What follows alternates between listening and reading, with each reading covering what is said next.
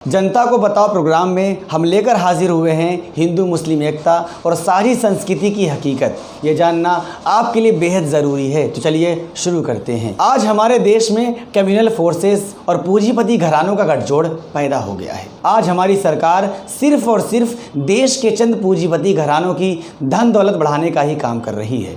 ऐसा करते हुए उसने सारी नैतिकता और सारी मर्यादाएं ताक पर रख दी हैं, कानून के शासन को रौंद दिया है और कॉन्स्टिट्यूशनल वैल्यूज़ को और आदर्शों को धाराशायी कर दिया है।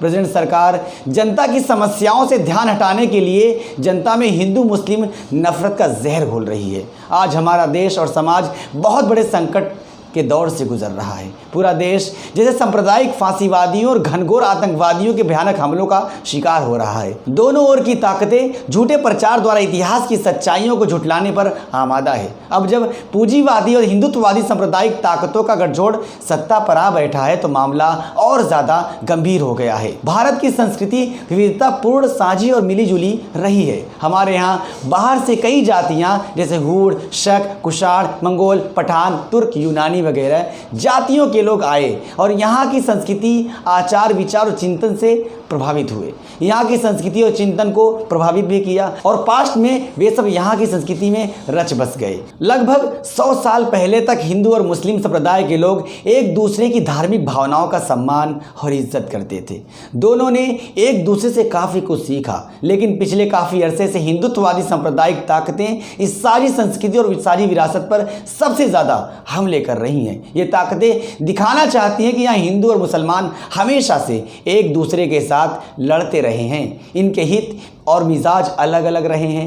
ये एक साथ नहीं रह सकते। मगर हकीकत और सच्चाई व ऐतिहासिक फैक्ट इस सरासर झूठ, इस झूठी मानसिकता और सोच के बिल्कुल खिलाफ है। आज के खतरे से दो चार और कंट्रोवर्शियल समय में यह बेहद ज़रूरी हो गया है कि इन भारत विरोधी ताकतों के झूठे अभियान का भंडाफोड़ किया जाए, इनके मंसूबों को करारी मात दी जाए। हमारा इतिहास सैकड़ों हिंदू मुस्लिम हीरे मोतियों और नायक नायिकाओं से भरा पड़ा है, जिनके बारे में वर्तमान पीढ़ी को बताना और आगाह करना निहायत ही ज़रूरी हो गया है, ताकि इन सांप्रदायिक ताकतों के झूठे अभियान का मुकाबला किया जा सके और ऐतिहासिक हकीकतों की तोड़ मरोड़ का मुकाबला किया जा सके और भारत की जनता को हिंदू मुस्लिम एकता की और साझी संस्कृति की असलियत से आगाह कराया जा सके। भारत की सारी विरासत पर गौर करें तो पता चलेगा कि मुगल सरदार बाबर, दौलत खान लोधी और राणा सांगा के साथ दिल्ली के बादशाह इब्राहिम खान लोधी और ग्वालियर के हिंदू राजा मान सिंह तोमर के गठजोड़ के साथ पानीपत के मैदान में लड़ रहा था,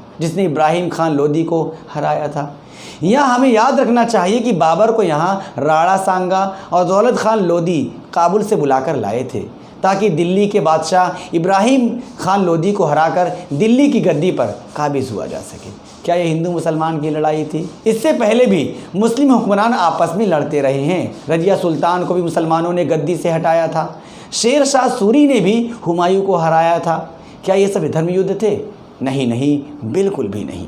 यह सिर्फ और सिर्फ राजनीतिक और सत्ता पाने की लड़ाई थी। इसमें मजहब का कोई रोल नहीं था। इससे पहले भी मुस्लिम हुक्मरान गुलाम वंश, खिलजी वंश, तुगलक वंश और लोधी वंश के बादशाह सत्ता पाने के लिए आपस में लड़ते मरते और खपते रहे हैं और आपस में एक दूसरे का मर्डर करते रहे हैं और एक दूसरे का तख्ता पलट करते रहे हैं। हल्दी घाटी की जंग में अकबर महान के साथ राजा मानसिंह थे तो महाराणा प्रताप के साथ मुस्लिम सरदार हाकिम सूर खान थे।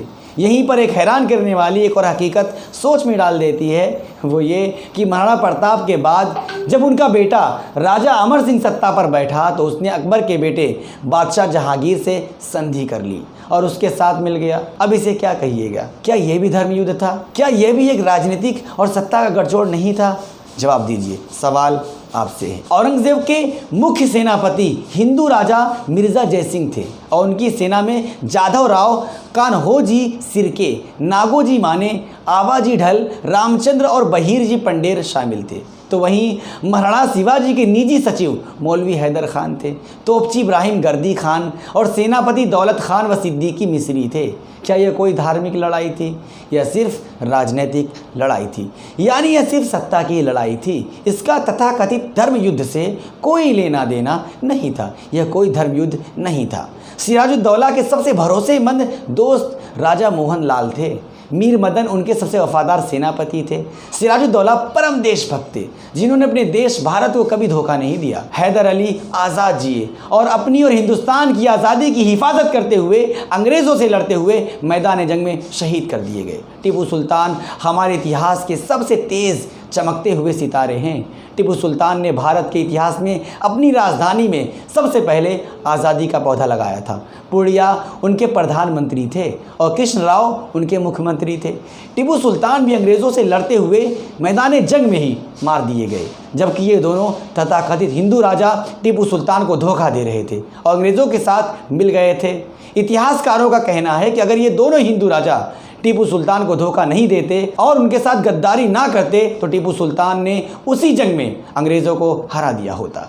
क्या यह भारत के साथ हक दर्जे की गद्दारी ही नहीं थी? भारत के प्रथम स्वतंत्रता संग्राम 1857 के महासंग्राम के सर्वोच्च सेनापति बहादुर शाह जफर और उनके निजी सचिव मुकुंद थे।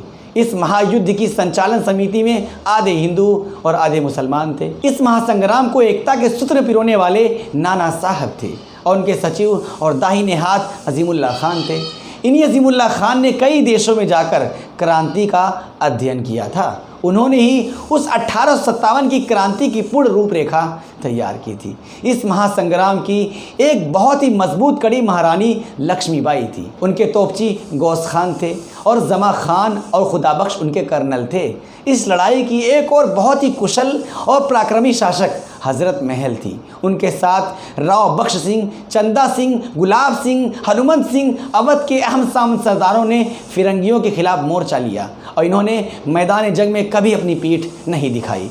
1857 की महाक्रांति का आगाज़ मेरठ से हुआ था, जिसमें मेरठ के 85 सैनिकों को लंबी लंबी सजाएं दी गई थी। इनमें 53 मुसलमान थे और 32 हिंदू फ्रीडम फाइटर थे। यह भारत के इतिहास में कौमी एकता की सबसे बड़ी और अमेजिंग मिसाल है। हिंदुस्तान की सबसे बड़ी टेम्पररी सरकार 1915 में काबुल अफ़गानिस्तान में बनी थी, जिसके राष्ट्रपति राजा महेंद्र प्रताप सिंह और प्रधानमंत्री बरकतुल्ला खान और गृह मंत्री ओबैदुल्ला खान बनाए गए थे। अमीर खुसरो हिंदी के सबसे पहले कवि थे। अपने को सच्चा भारतीय मानते हुए उन्होंने लिखा था कि भारत मेरी मादरे वतन है, भारत मेरा देश है और भारत दुनिया में जन्नत है। भारत के इतिहास से मुकम्मल आज़ादी और इनकलाब जिंदाबाद का नारा सबसे पहले मौलाना हसरत मोहानी ने 1921 में दिया था, जिसके बाद में शहीद आज़म भगत सिंह, राजगुरु, सुखदेव और उनके साथियों ने आज़ादी की लड़ाई में इस्तेमाल किया था और इस नारे को भारत की आज़ादी की लड़ाई का सबसे बड़ा नारा बना दिया था, जो भारत की संघर्षशील जनता का आज भी सबसे अहम नारा बना हुआ है। काकोरी केस के हीरो राम प्रसाद बिस्मिल का दाहिना हाथ अशफाकुल्ला खान थे, जिन्होंने फांसी पर चढ़ने से एक दिन पहले अपने देशवासियों से अपील की थी कि जैसे भी हो भारतवासी हिंदू मुस्लिम एकता बना कर रखें। इसी एकता के बल पर हमारा मुल्क आज़ाद होगा और हमारे लिए यही सच्ची श्रद्धांजलि होगी। मेरठ षड्यंत्र केस में मुजफ्फर अहमद को मजदूर राजनीति और साम्यवादी कार्यकर्ता होने की वजह से उम्र कैद की सज़ा दी गई थी। भारतीय आज़ादी की लड़ाई के सबसे बड़े दीवाने नेताजी सुभाष चंद्र बोस के सीनियर और सबसे करीबी साथी आबिद हसन, AC चटर्जी, MZ कयानी और हबीबुर रहमान थे। उनकी अस्थाई सरकार में 4 हिंदू 4 मुसलमान प्रतिनिधि थे।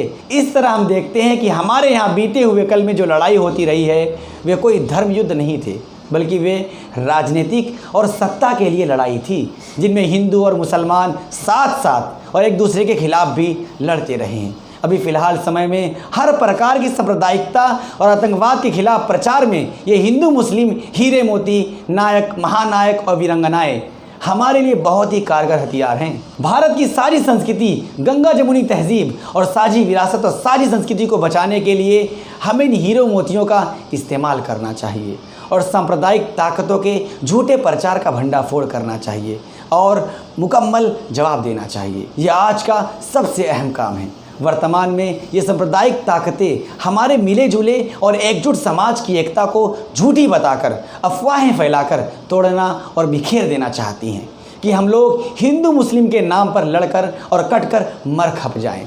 आज हमारे तमाम जनवादी, प्रगतिशील, धर्मनिरपेक्ष, समाजवादी पार्टी और ताकतों की जिम्मेदारी है कि जन विरोधी और देश विरोधी ताकतों का मिलजुल कर विरोध करें और जनता को सही इतिहास से आगाह कराएं। इसके लिए आप NIN को ज़्यादा से ज़्यादा फॉलो कीजिए, वीडियो को शेयर और चैनल को सब्सक्राइब कीजिए। कमेंट में अपनी राय ज़रूर दीजिए। आपका कमेंट हम पढ़ते हैं, वही हमारा हौसला है। कमेंट करके हमारा हौसला ज़रूर बढ़ाएं ताकि सच हम आप तक लाते रहें।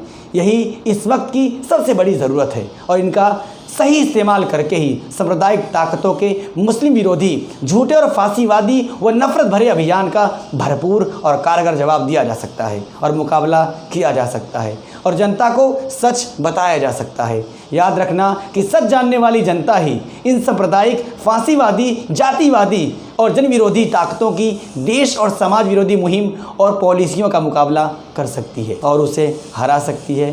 फिलहाल NIN में इतना ही। दीजिए मुझे इजाज़त।